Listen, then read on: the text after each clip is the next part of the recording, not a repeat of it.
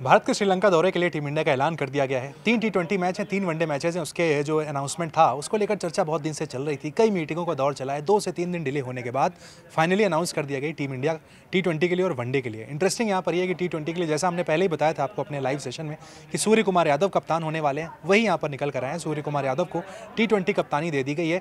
Interesting यहाँ पर यह रहा है, मेरे साथ मेरे सहयोगी अमृत हैं, कि शुभमन गिल जैसा हमने चर्चा किया था कि वाइस कैप्टन हो सकते हैं। इंटरेस्टिंग है कि T20 के साथ वनडे में भी शुभमन गिल वाइस कैप्टन हो गए हैं। तो शुभमन गिल पर इन्वेस्ट कर रहा है भारतीय क्रिकेट। ये ना उत्कर्ष एक तीर से 3 शिकार है। अब देखो कैसे है। हार्दिक पांड्या का नंबर घट गया। अब जो कहानी आ रही है उसमें ये आ रही है कि भाई मुंबई लॉबी नाराज है। मुंबई लॉबी में मैंने पूछा भाई बता दे हवाई जो बातें हो रही तो बताओ कौन सी बातें हैं। तो कह रहे कि नहीं रोहित शर्मा नाराज चल रहे हैं उनसे, अजीत अगरकर नाराज हैं, जहीर खान नाराज हैं। मतलब पूरी दुनिया मुंबई उनसे नाराज है कि रीज़न क्या है। तो वो कुछ कप्तानी को लेकर हुआ है, कुछ चीज़ों को लेकर हुआ है। तो ये तो ये कहानी आई। तो हमने कहा नहीं भैया ऐसा तो चलो ठीक है, अब आगे चलते हैं। स्काई को कप्तानी क्यों मिली जब हमने जिक्र कर लिया था, क्योंकि एक भरोसा होता है, डिजर्विंग भी थे, कोच को भी भरोसा होता है और अच्छी ट्रैक रिकॉर्ड है। लेकिन फिर भी हार्दिक पांड्या अभी भी मैं कहूँगा, मतलब मैं एक फ़ैन के नाते ही बोलूँगा मैं कि आज भी मुझे लगता है कि हार्दिक पांड्या बेटर ऑप्शन था सूर्य कुमार यादव से। नहीं, अगर मान लीजिए मुंबई इंडियंस के लिए चीज़ें अच्छी हो जाती हैं सीजन में तो भी हमें देखने को मिलता। अगर बहुत अच्छी होती तो शायद नहीं, चीज़ें बदल जाती है ना। फिर आप किस बात को रिप्लेस करते हैं, अब किस बात, मुझे अभी भी नहीं लग रहा कि वर्ल्ड कप में अगर स्काई और हार्दिक पांड्या दोनों का प्रोफाइल निकाल के वर्ल्ड कप के सामने रख लो तो आपको 1000 टाइम बेटर आपको दिखेगा हार्दिक पांड्या। बिल्कुल, as a fielder, as a batsman, as a bowler उन्होंने बहुत अच्छा किया, कैप्टन भी बिल्कुल किया उन्होंने। और T20 में उनका रिकॉर्ड अच्छा है। चलिए अब तो तीर निकल गया कमान से। लेकिन अच्छी बात ये है कि एक नाम है ऋषभ पंत। बिल्कुल, लोग कह रहे थे भैया ऋषभ पंत देश के भविष्य हैं, फ्यूचर स्टार हैं। नो डाउट है, लेकिन BCCI ने साफ कर दिया, शुभमन गिल उनसे बड़े स्टार हैं। नए कोच ने साफ कर दिया कि भैया कप्तान के मटेरियल आपको नहीं लगते हैं, मतलब हमें नहीं, BCCI और कोच साहब को आपको में कप्तानी का मटेरियल नहीं लगता है, इसलिए आप वाइस कैप्टन भी नहीं हैं। गिल, हालांकि गिल की कप्तानी को लेकर एक बहुत ही फेमस क्रिकेटर हैं अमित मिश्रा, बिल्कुल उन्हें समझ ही नहीं आई, कह रहे हैं पूरा IPL मैंने देख लिया, बिल्कुल क्लूलेस कप्तान लगे। उन्होंने क्लूलेस वर्ड यूज़ किया शुभमन गिल के लिए। होता क्या ना, उनकी बॉडी लैंग्वेज बड़ी अजीब सी है। अमित मिश्रा की, शुभमन गिल की? नहीं गिल की बात नहीं कर रहा। अगर आप गिल से कुछ बोलो ना कि गिल, जैसे सपोजर मैंने बोला कि गिल भाई 2 मिनट बात करना है, चलो, मतलब वो एक एनर्जी जो होती है ना उनकी स्टाइल में वो नहीं है। लेकिन बहुत काम खिलाड़ी लेजी एलिगेंस रोहित शर्मा वाली। हाँ, लेकिन बहुत काम खिलाड़ी हैं, चीज़ों को समझते हैं, ज़्यादा है। देखिए टाइम मिलेगा, धीरे धीरे आप ढलते हो। और कई बार चीज़ें जब आप इंटरनेशनल लेवल पे खेलते हो ना तो चीज़ें अपने अकॉर्डिंग बदल जाती हैं, तो ये बदलेंगी। लेकिन अच्छी बात ये है कि हमें एक बात समझ में ये आ गई, अगर आप भी गौर करो उत्कर्ष, वनडे T20 के वाइस कैप्टन गिल, इंडिया का future captain Shubman Gill, 3 formats. हाँ, ये BCCI टारगेट लेके चल रही है। तो ये और शुभमन गिल को सपोर्ट भी सबका है। और सही भी, एक 24 साल के खिलाड़ी के लिए उसके ऊपर इन्वेस्ट किया जा रहा है, देखा जा रहा है। कोई विराट से तुलना करता है, कोई अगला कप्तान बता रहा है। आपको नहीं लग रहा थोड़ा ज़्यादा प्रेशर शुभमन गिल के ऊपर बना दिया गया? क्योंकि उनकी परफॉर्मेंस भी ज़रूरी है, नहीं हो रही वैसी। उस काबिल हैं, वो कर सकते हैं, वो करना चाहिए, वो करेंगे। क्योंकि देखिए अभी जब आप जिम्बाब्वे सीरीज़ में देखें, 2 इनिंग उनकी अच्छी रही, बाकी 2 इनिंग ज़रूर ख़राब रही थी, मैं ये नहीं बोलूँगा, लेकिन इनिंग्स भी उनकी अच्छी रही थी। तो आप एक क्रिकेटर का ना एक पैच होता है, आप एक लगातार 20 मैच खेलो, 20 में आप नहीं चल सकते हो। अब 10 में अच्छा करोगे, 5 में फ्लॉप हो जाओगे, 4 में अच्छा करोगे, 2 में फ्लॉप हो गए। अब विराट कोहली देख लो, लेजेंड बैट्समैन, वर्ल्ड के क्लास खिलाड़ी, लेकिन वर्ल्ड कप के जिस मैच में चलना था उस मैच में चल गए वो, और रिजल्ट क्या, हम वर्ल्ड चैंपियन। ये गेम है, क्रिकेट गेम यही है। आप भगवान नहीं हो कि आप आए चुटकी बजाए और रन मारना शुरू कर दिए। तो ये होता है इस गेम में, यही है। आपको सेकंड में आप स्टार बनते हो और फ्लॉप हो जाते हो। नहीं, फ्लॉप और स्टार बनने से मुझे नाम याद आता है रियान पराग का। रियान पराग की बड़ी चर्चा थी, पिछले IPL में फ्लॉप हुए पिछले IPL में फ्लॉप थे, इस IPL में हिट हुए। टीम इंडिया से कॉल आ गया, जिम्बाब्वे चले गए खेलने के लिए। वहाँ पे ज़्यादा मौके मिले नहीं, शुरुआत के 3 मैच मिले, फिर आप कुछ खास कर नहीं पाए, लेकिन उसके बावजूद T20 में आपका नाम है। यार ये तो मतलब मुझे खुद भी कभी लगता है कि मैं गौतम गंभीर से पूछूं कि भाई क्या दिखा आपको, मतलब एक खिलाड़ी आप सेलेक्ट कर रहे हो, या सूर्य कुमार यादव अगर कप्तान बनाए गए हैं तो उनसे पूछा गया हो ये टीम दी जा रही है आपको, आप देख लो क्या सिलेक्शन इसमें है। क्योंकि अभी आप, मुझे पता है अगला सवाल भी क्या होगा, वो आप ही पूछ लेना कि 2 खिलाड़ी को नज़रअंदाज जो किया गया है कि वो क्या है, क्यों अंदाज। मुझे पर्सनली मुझे नहीं लग रहा कि रियान पराग की जगह बन रही थी, क्योंकि 2 खिलाड़ी जो नहीं आए हैं टीम में, ऋतुराज गायकवाड़ और अभिषेक शर्मा, बिल्कुल दोनों ओपनर्स, दोनों सेंचुरी मारे हैं यार। अब क्या चाहिए, जान लो क्या उसकी। और गिल से बेटर रिकॉर्ड है, अभी मैं आपको बता दूं। वही तो कह रहा हूँ कि जान ले लो, अब क्या 5वां सेंचुरी मारे वो लड़का। आपको उसको फर्स्ट डाउन मौका देना चाहिए था। अभिषेक शर्मा को जैसे रोहित शर्मा कहते हैं ना बार बार कि देखिए हमें पता है कि ओपनर्स को हम चेंज ऊपर सेकंड डाउन थर्ड डाउन कर सकते हैं, तो अभिषेक शर्मा का भी गेम ऐसा रहा आईपीएल में। आपके लिए अभिषेक शर्मा आज की तारीख में फर्स्ट सेकंड डाउन के लिए परफेक्ट प्लेस पे है। तो इंडिया का ट्रेविस हेड बता रहे हैं, लोग कह रहे हैं बिल्कुल है भाई आप 34 साल के आपके कप्तान हैं सूर्य कुमार यादव, ठीक है, आप उनसे उम्मीद कर रहे हो कि क्या वो 37 तक खेलते रहेंगे? नहीं, 2 साल चलो ठीक है, आपका टारगेट 3 साल का है, अब 3 साल लेके चल रहे हो। क्या हो सकता हो बीसीसीआई कुछ दिमाग लगा रही हो, कुछ और सोच रहा हो कि चलो ठीक है इस सीरीज में या अगले सीरीज में हम देखते हैं, उसके बाद हम कप्तान के चेहरे पर मस्ती बात करेंगे। तो अभिषेक शर्मा को टीम में होना चाहिए था, मैं इस बात से 1000% सहमत हूँ। ऋतु गायकवाड़ अगर अभिषेक आते तो फिर गायकवाड़ के लिए थोड़ी सी मुश्किलें बनती है, क्योंकि दो में से आप एक चूज कर सकते हो ना।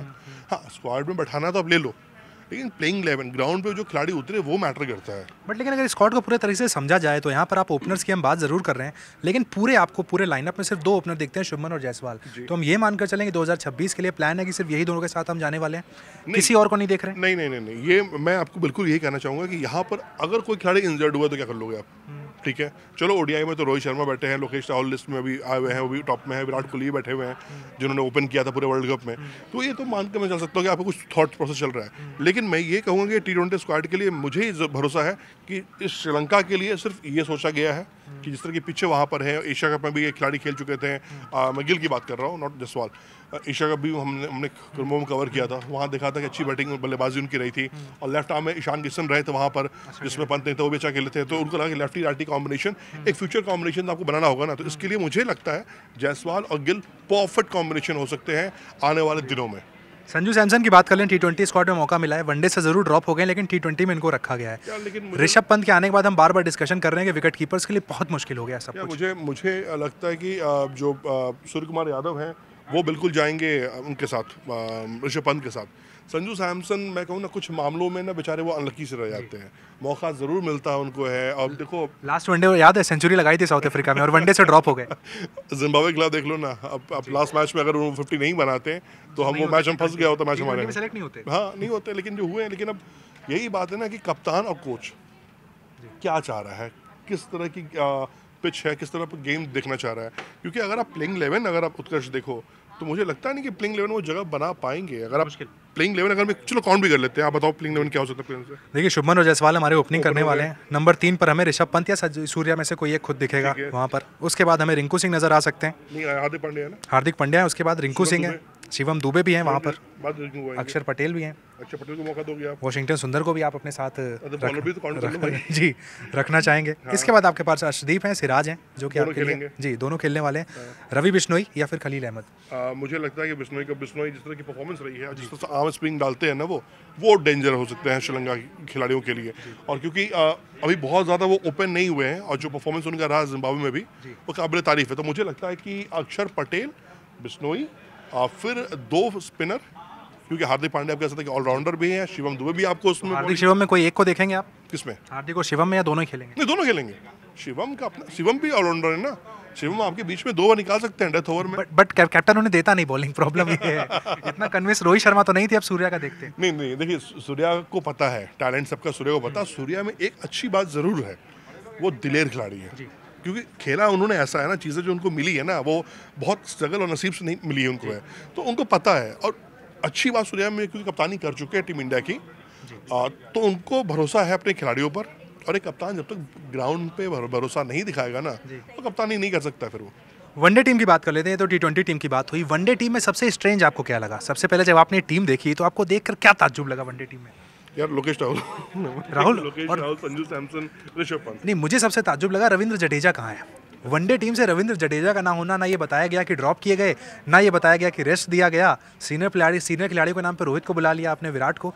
जडेजा का क्या हुआ है यहाँ पर, ये समझना मुश्किल लग रहा है मुझे। जडेजा भाई मुझे लगता है कि शायद वो उनको एक इंडिकेशन समझ में आ गया कि बीसीसीआई जो अब जिस मोड में जा रही है ना, वो शायद जडेजा उस फेवर में नहीं हो। कई ऑप्शन आ गए उनके सामने भी, सुंदर हो गए, अक्षर पटेल हो गए, बहुत सारे और गंभीर साहब भी हैं, तो अब गंभीर बहुत सबको पता है कि बहुत ज़्यादा वो जो यंगस्टर्स को बहुत फेवर कर रहे हैं आजकल, क्यों चाह रहे हैं कि एक नई टीम बनाना। और जडेजा का भी एक एज हो गया है, तो मुझे लगता है कि शायद चयनकर्ताओं ने सोचा होगा कि चलो ठीक है, श्रीलंका मौके में कुछ नए चेहरों को, कुछ नए लोगों को मौका देते हैं, कुछ पुराने पे भरोसा दिखाते हैं, तो उसमें शायद जडेजा का नाम ना रहा हो, ये तो मैं क्लियर उस चीज़। राहुल की आपने बात की, केएल राहुल के यहाँ पर चर्चा चल रही थी अगर रोहित शर्मा नहीं खेलेंगे तो राहुल कैप्टन हो जाएंगे टीम इंडिया के, लेकिन वाइस कैप्टन यहाँ पर गिल को बना के दिखा दिया गया है कि शायद वो जो राहुल द्रविड़ वाला कल्चर था कि हर सीरीज में नए कैप्टन आते वो खत्म हो गया है, अब एक परमानेंट वाइस कैप्टन रहने वाला है। शायद कह रहे हैं कि भैया कि द्रविड़ गया राहुल गए जी नहीं तो शायद अब कप्तानी के सपने दूर हो गए, फिर चाहे राहुल की बात करें, पंत की बात करें। देखो ये तो कप्तानी किस्मत की बात है यार। सूर्य कुमार यादव के बारे में कौन सोचा था, आप बताओ ना। ऋषभ पंत टीम में है, गिल टीम में है, हार्दिक पांड्या टीम में है, और फिर Surya Kumar Yadav out of box निकल कर आते हैं, कप्तानी करते हैं, जबकि कोई उनको कप्तानी का बहुत खास एक्सपीरियंस नहीं रहा है ना आईपीएल में। 7 मैच तो टीम के लिए किए हैं, वाइस कैप्टन थे केकेआर के लिए, तो ये भी आउट ऑफ बॉक्स आके कोच ने वो फैसला लिया कि नहीं भाई मुझे चाहिए इस पे। तो मुझे यही लग रहा है कि हाँ भैया, लेकिन मैच्योर खिलाड़ी हैं रोहित शर्मा, वो किस तरह से टीम हैंडल करते हैं, क्योंकि रोहित को पता है कि चैंपियंस ट्रॉफी या अगला वर्ल्ड कप उनका आखिरी है, संन्यास तो ले चुके T20 से, तो वो चैंपियंस ट्रॉफी मान के चल रहे कि 2 साल भी क्रिकेट उनका थैंक्स कर देंगे वो। वहीं अगर बात करें एक और खिलाड़ी है श्रेयस अय्यर, जिनका कमबैक हमने डिस्कशन किया था कि कमबैक होने वाला है, चर्चा हमारे बीच में थोड़ा कंफ्यूजन था, लेकिन वहाँ पर कमबैक चलिए हो गया है, वनडे के लिए बुला लिया गया। मैं तो क्लियर कहूंगा कि केकेआर की जो जीत है ये उसको उनको ये गिफ्ट दिया गया है, ये रिटर्न गिफ्ट है। हर्षित राणा को भी हाँ, कोच ने गिफ्ट दिया है ये। मैं तो क्लियर कहूंगा कि कोच ने बोला कि नहीं खिलाड़ी अच्छा है, दमदार है, लेकिन आईपीएल में बल्ले से ताकत वो नज़र नहीं आई थी उत्कर्ष, लेकिन फिर भी मैं कहूँगा कि साफ साफ मुझे इसमें कोई हेजिटेशन नहीं है कहने में कि एक रिटर्न गिफ्ट के तौर पर शायद गौतम गंभीर ने कहा कि चलो ठीक है भाई, तुमने एक बतौर कोच मेरा एक रेपुटेशन कि आप सेंट्रल कॉन्ट्रैक्ट से बाहर हो और आपका कमबैक हो जाए। आउट ऑफ बॉक्स तो कह तो रहा हूँ मैं। अब ये तो मैं कहूँगा कि गौतम गंभीर ने गॉड गिफ्ट दिया उनको, अब इसके अलावा कुछ नहीं है। बनता था कमबैक यार उससे पहले अब कहूँ ना कि मैं, वही बात होती है ना कि अब टीम में तो 17-18 चुन लो यार, लेकिन खिलाओगे तो 11 ही नहीं खिलाओगे, तो अब वो इस 11 में भी मुझे नहीं लगता नहीं कि श्रेयस अय्यर की जगह बन पा रही होगी।